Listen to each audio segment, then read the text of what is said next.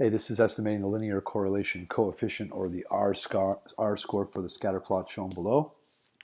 So just like the others, we're going to do the rectangle and plug those measurements into the formula. But I just want to point out one feature on this particular scatter plot first, which is when you go to make your rectangle and you're trying to find that outside dot along the length here, for example, you might ask yourself, well, what do I do with this guy? Way over here. And that guy, way over there, has a special name. You'll remember he's an outlier. What that means is that particular data point is so far away from the rest of them that we choose to ignore it. In other words, we don't consider him to be representative, or there could have been something weird in the measurement, or something that made that guy not fit the pattern of the other dots. And because it's just one, and because it's far enough away to be obvious, we choose to ignore it. It'll never be kind of a close call. You'll never have to worry about it if it's in and around here. It'll always be very obvious, very distant. So you know that you don't include him when you're constructing your rectangle, which I'll do right now. So line through the center.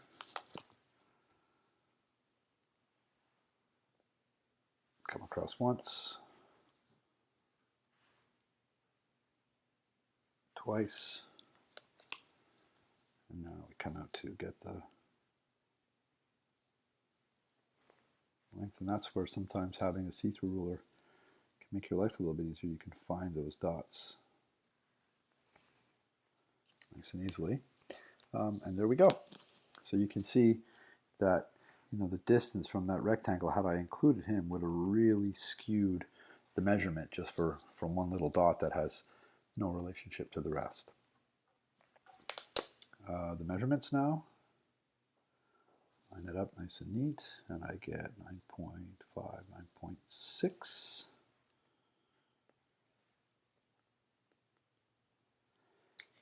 And on the width, looking like about 1.5, 1.6.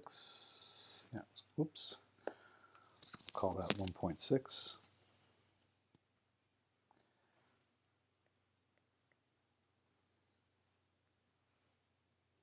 So 9.6 to there, and 1.6 wide over there. So formula,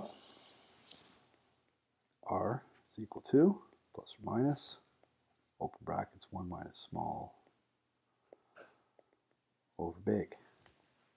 So now we can go ahead and plug in those numbers.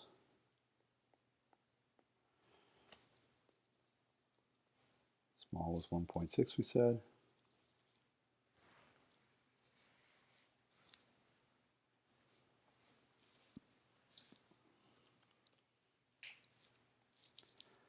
.6 divided by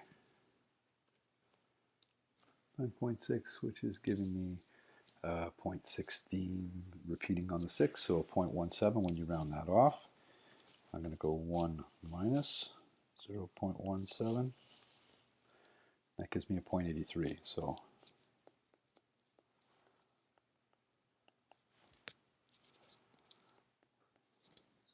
zero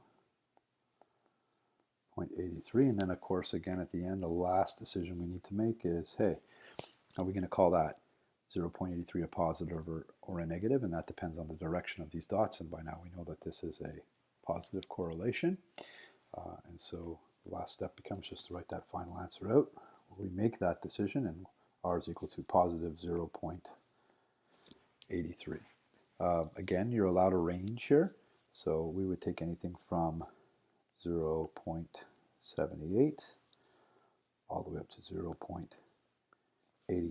Anywhere in that range, and your calculation is good enough to get the 4 on 4 on the final exam.